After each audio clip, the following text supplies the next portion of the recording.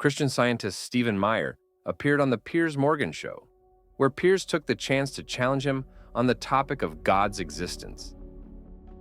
One, the Big Bang Theory. So why would that lend support to a theory of a God? I want to discuss these ideas one by one. But before diving into Stephen's response, let's review the events that led up to this discussion. Delighted to say, uncensored. This all blew up last week because Tucker Carlson went on Joe Rogan. If evolution is real, and if there is this constant, I don't know, but it's visible. Like you can measure it in certain animals. You can measure adaptation. Yeah. But there's no evidence that in fact, I think we've kind of given up on the idea of evolution. The theory of evolution as articulated by Darwin is like kind of not true. Right? In what sense? Well, in the most basic sense, the idea that, all life emerged from a single cell organism and over time, and there would be a fossil record of that, and there's not. Your response?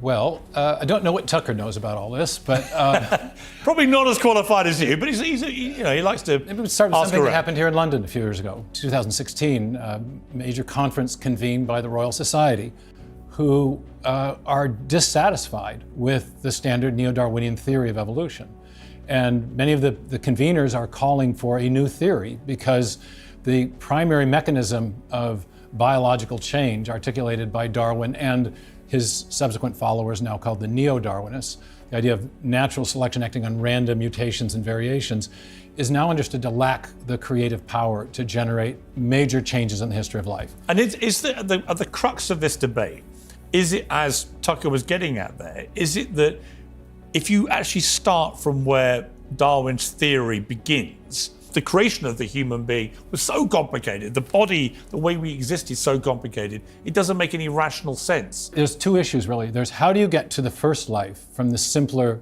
non-living chemicals? That's sometimes called chemical evolutionary theory, and that's a complete mess. It's in a state of impasse, and almost everyone, even your recent guest, Richard Dawkins, acknowledges we have no chemical evolutionary theory that accounts for the origin of the first life.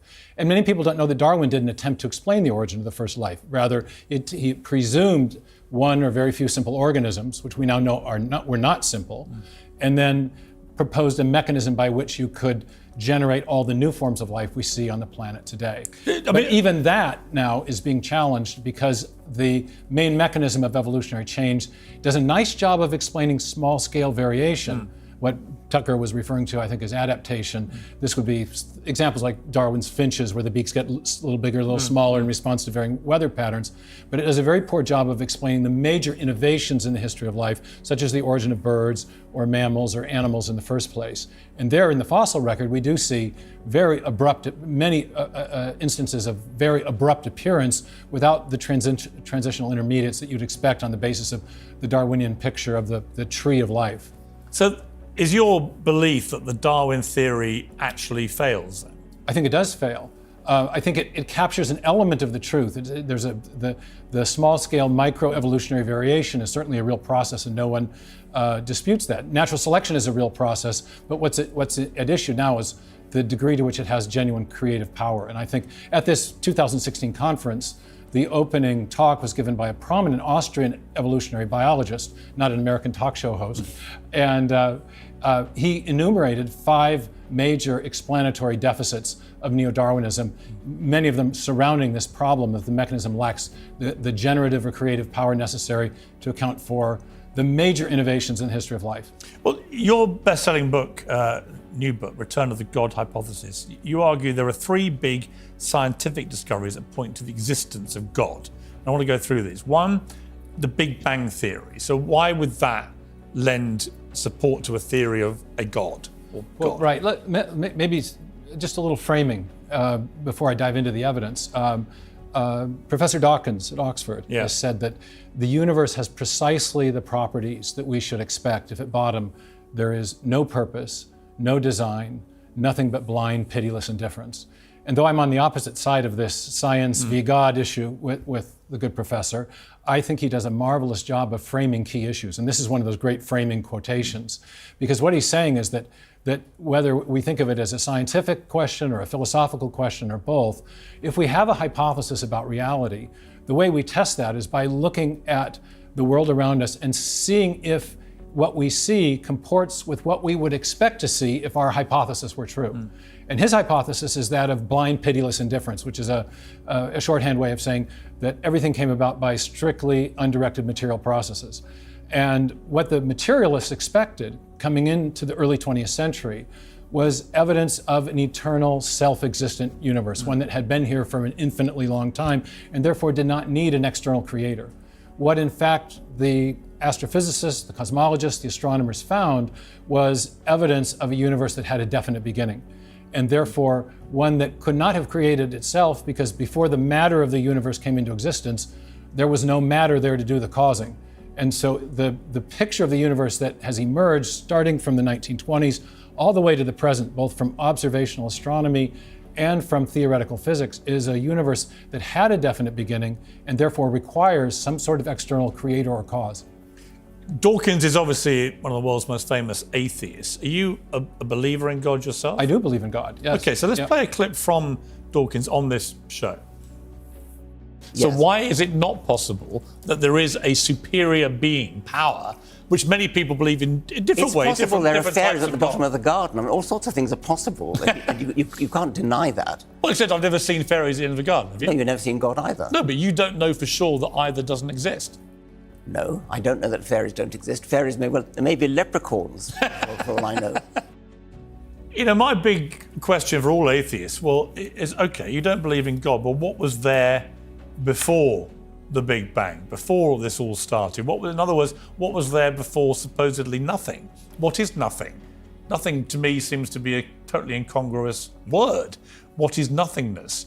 And if you can't explain it, to me, and I believe in God, but to me, it suggests there must be a power bigger than the human mind at the start of all this that was able to comprehend what may have happened, because we can't. Right. Dawkins wants to portray theistic belief as if it's equivalent to belief in fairies, and he'll concede that, well, it's possible. But I think there's a stronger argument for the theistic case.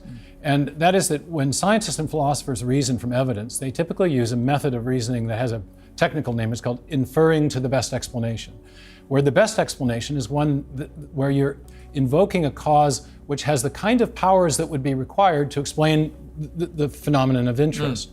And you correctly pointed out in your conversation with him that when you get back to that, what physicists often call the singularity, the point where matter, space, time, and energy begin to exist, the materialist is really up against a huge conundrum, because prior to the origin of matter, there is no matter to do the causing. That's what we mean by the origin of matter, that's where it starts. Right. And so if you want to invoke a cause which is sufficient to explain the origin of matter, you can't invoke matter. It's in principle, the materialistic explanations are in principle insufficient. So you need to invoke something which is external to the material universe and is not bounded by time and space as well. And that starts to paint a picture of the kind of cause you would need that has the sort of attributes the traditional theists have traditionally associated with God. God is a timeless, God is outside of time and space, has causal powers, is an agent with volition, and therefore can initiate a change of state from, in this case, nothing to something. And do you believe that God created this original single cell from which everything flows to us? Oh, the single cell as opposed to the universe. Well, I guess you go back to the universe, and then you go back to the creation of a single cell that has this incredible complexity that eventually, through the process of evolution, leads to human beings. Yeah, I do think there's... Do you believe that's really the most likely scenario? Yeah, I do think there's incredible evidence of intelligent design at the point of the origin of life. Now the case is that Stephen Meyer presents a compelling argument for the existence of God, but it relies heavily on the assumption that the Big Bang is true, suggesting a beginning to the universe. To explore this, let's delve into 5 major scientific discoveries that have convinced many that the Big Bang is indeed true. Don't miss the 4th point, as it led Stephen Hawking to call it the most significant scientific discovery of the century, possibly of all time. Frank Turek summarizes these discoveries using the acronym SURGE in his book, I Don't Have Enough Faith to Be an Atheist, which I highly recommend, especially for skeptics questioning belief in God. Let's start with the S, the second law of thermodynamics. This law states that the universe is running out of usable energy. Imagine a car. If it runs indefinitely, it will eventually run out of gas. Similarly, if the universe were eternal, it would have exhausted its energy by now, proving it had a beginning. Next is the U. The universe is expanding. Einstein's general relativity predicted this expansion, later confirmed by Edwin Hubble using his telescope. As the universe expands from a single point, rewinding it reveals a shrinking universe, down to a mathematical point of nothingness, showing a beginning. The R stands for radiation afterglow, discovered by Arnold Penzias and Robert Wilson in 1965. This cosmic background radiation is the residual heat and light from the Big Bang, perfectly matching predictions and debunking the steady-state theory of a constant universe. The G represents the Great Galaxy Seeds. In 1989, NASA launched a $200 million satellite, which detected precise temperature variations in the radiation, just as the Big Bang Theory predicted. Stephen Hawking called it the greatest discovery of the century, as these tiny variations allowed galaxies to form without causing the universe to collapse back in. Finally, the E, Einstein's theory of general relativity. This theory showed that time, space, and matter all began simultaneously, providing the framework for understanding how the universe started. The real question isn't whether the universe had a beginning, but how it began. It comes down to two options. Either the universe came from nothing or from something, like God. To learn more about this, check out the suggested video.